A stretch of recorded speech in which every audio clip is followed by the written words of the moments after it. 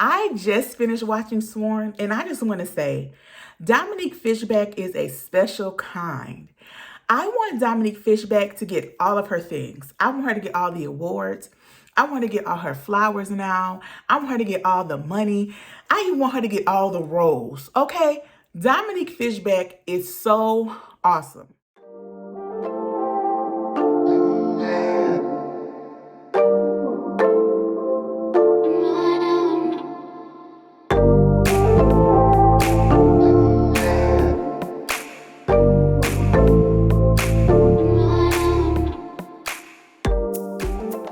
It's your good Karma. Thank you so much for clicking on this video. If it's your first time here, I'm telling you, you're gonna enjoy yourself. Make sure you like, comment, subscribe, and share this video. If you're a returning subscriber, how you been since the last time you've been over here? I hope you've been well. Make sure you like, comment, and share this video as well. Let's recap and dive into the ending of Swarm. Swarm is a psychological horror thriller. It was created by Donald Glover, a lot of y'all still call him Childish Gambino, and Janine Nabors.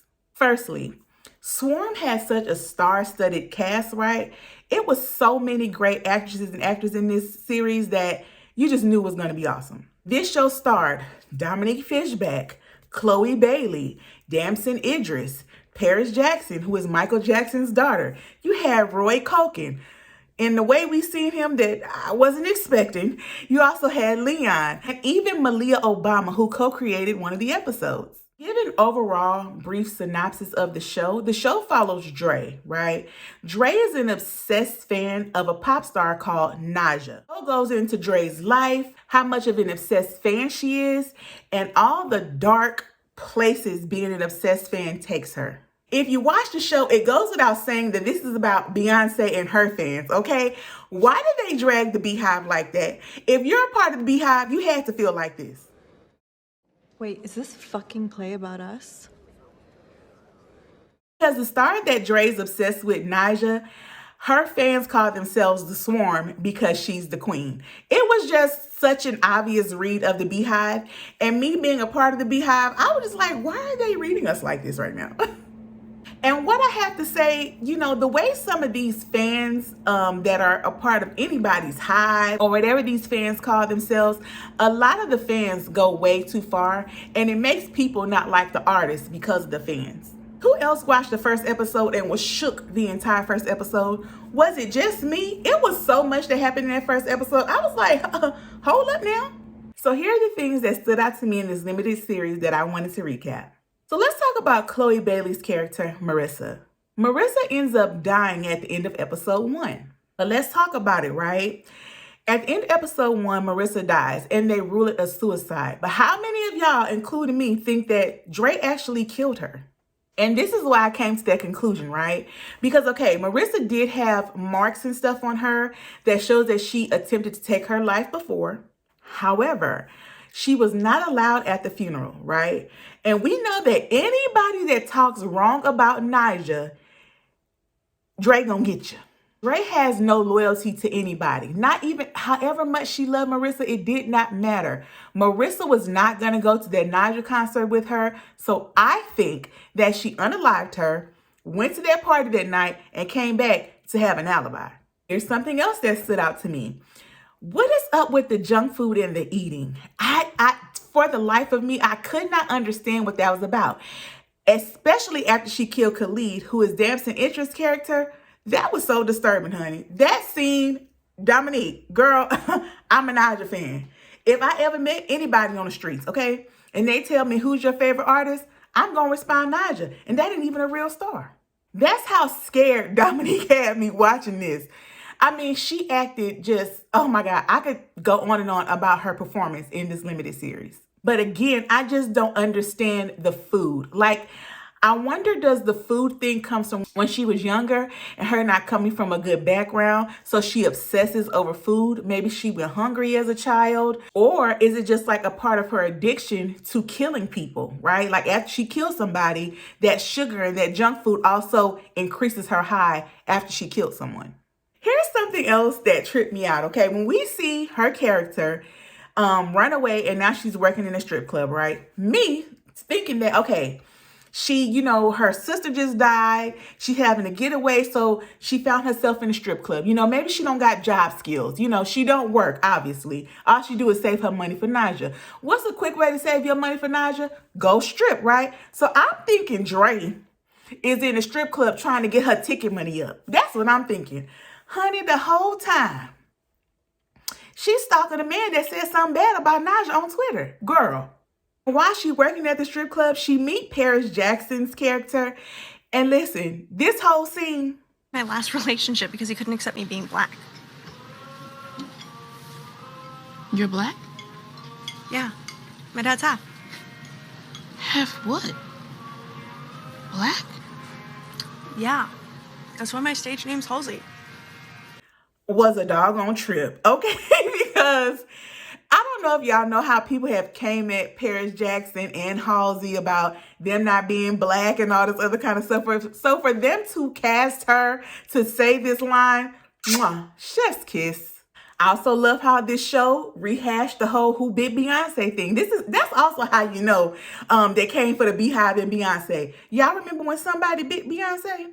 And how the internet went crazy. Okay, so in this show, Drake schemes her way to Naja's husband's party. Finally gets close enough to Naja in this club. Now, we see her biting some sweets, right? She's eating. It's that obsessiveness that she gets from eating and the high that she gets from it, right?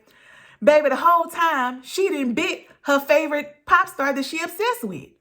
So the show goes on and on and on and on and on about who bit the queen, who bit Naja. Do y'all remember how the internet was trying to figure out who bit Beyonce? And I mean, this show just did it so well. It made me go back and Google who bit Beyonce because what a time to be alive during that. Now, the whole time Dre is going around killing folks, my mind kept wondering, baby, what is wrong with this child? What is wrong with her? I just kept thinking, like, what is her backstory? And we finally got a bit of her backstory on episode 6. That whole episode about her childhood and her background, and that she was adopted into Marissa's family, and how the father never really liked her, how essentially they did it for a check. So when things got too hectic, they sent the child back. What it just further explained is that she just always been not right. They discussed a sleepover where she ended up almost killing a kid for saying something bad to Marissa.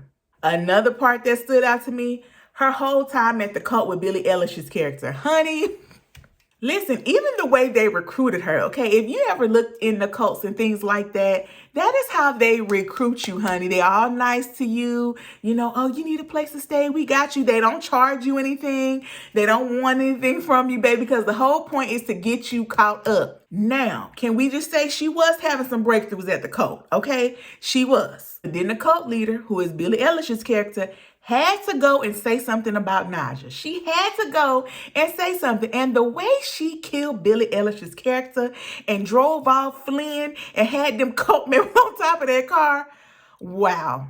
And by episode 7, how about I'm still gullible? Okay, how about we see Dre, now she got a fade, okay? Dre still living out cars, and we have to assume that she's still killing people because she keeps getting different cars. But I'm thinking that Dre, like, she was changing. I don't know why I thought that, because she didn't have a phone. She obsessed over the phone, like, having to be on Twitter, having to watch Naja, having to do all this stuff. But she ends up getting a girlfriend. She doesn't have a phone. She even tells the girlfriend, like, it's a bad habit for me to have a phone. So I'm thinking that she's realizing, like, I need to chill out. Like, I'm not well. I'm not okay. Let me just drift off somewhere. Gets a girlfriend. She in love. The girl accepts her for her. They go meet her family. The family even tells Dre she don't bring nobody she dates home. So I'm like, oh my gosh, she really making improvements. All we learned is that she's doing the same thing she did to Marissa to her girlfriend. She living with the girlfriend, ain't paying a bill. The girlfriend have to go to her parents for money, just like Marissa, so that Dre can buy Naja tickets. When she was living with Marissa, she wasn't paying rent, and the tickets was $1,800 for standing room tickets. When she lived with her girlfriend, she paid $4,000. Honey, she thought everything was going to be peaches and roses. Can I just say it's a whole read about how much ticket prices are? That has been a whole thing on this internet about how much Beyonce tickets are. That was a whole thing. It's still a thing. And this show just nailed it, okay? Because people have been maxing out credit cards, doing all kind of stuff to get Beyonce tickets. It's literally no different than what Dre did, aside from killing people. Hope y'all not doing that. When she showed her girlfriend the Naja tickets and the girlfriend got upset, right then and there, I was like, child, well, you was a nice girlfriend because I knew she was gone. Like, I just knew Dre was about to kill her. And sure enough, she killed her. And the part at the end that trips me out, Dre, you've been killing folks, okay? You're killing up everybody. You ain't got no home, you ain't got no nothing, but you don't care about that because it's all about Naja. Baby, it finally comes time for you to have these tickets in the front row, okay? And you burn the tickets. Like, at that point, I was like, you know what? This girl is certifiable. I don't know why I didn't say that in the past episodes, but I was just like, after all this, after you did everything to get to that point, to have $4,000, to get tickets in the front row, to burn them up. Well, then what did she do? She got to kill somebody else to get into the concert. So let's get into the ending of this show. And so in the end, Dre finally gets first row tickets to see Naja, right? Now, the creepy part about Naja, right, is that she had Marissa's face. So this tells me off rip automatically, this whole scene is not real, okay? This is all in her head, from her getting on the stage, seeing Marissa's face on Naja, from Naja walking Dre out to the limo, her laying on her, it being Chloe's face. Like, you just know that that is just not real and it did not happen.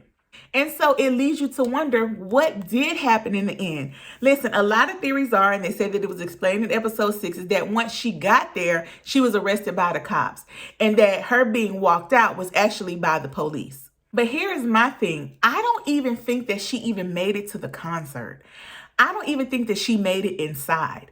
I mean, I just feel like this girl is just so far gone and she's just so checked out of reality that I don't even know if she was at that concert. I don't know where Dre at. I just don't know. I can't say that she made it to the concert. I cannot say that she got arrested. Listen, I don't know. What I do know is that Dre is crazy. And again, if anybody roll up on me and ask me who my favorite artist, I'm going to say Naja. I sure am, because And Dominic Fishback did a wonderful, wonderful job. Everybody did a wonderful job. The writers, the creators, you know, they have people speculating, oh my God, is Andrea Green real? Guys, no, she is not. It is all fictional, but the creators of the show wanted it to be realistic as possible. Also, did y'all see that the murders that happened, they took those from real murder stories? Like the stripper scene where they killed the guy, there was actually a story where 4 strippers like had a flat tire and they killed and robbed the guy. That was a real story. Shout out to everybody, the cast, the crew, the writers, producers, lighting people. It don't matter. Whatever part you took in Swarm, y'all all did a wonderful job. This show was a 10 out of 10, 20 out of 10. It was amazing. Listen, thank you so much for watching this recap. I hope you enjoyed it. What did you feel about the show Swarm? What did you feel about Dre? How did y'all like the Beyonce correlation and them coming from the Beehive? I loved it. It's all true. I didn't see no lies detected. Was there some things that you were still uncertain about? How did you feel about the ending? Drop down in the comments and discuss it. Thank you so much for watching, and I'll see y'all in the next video. Bye!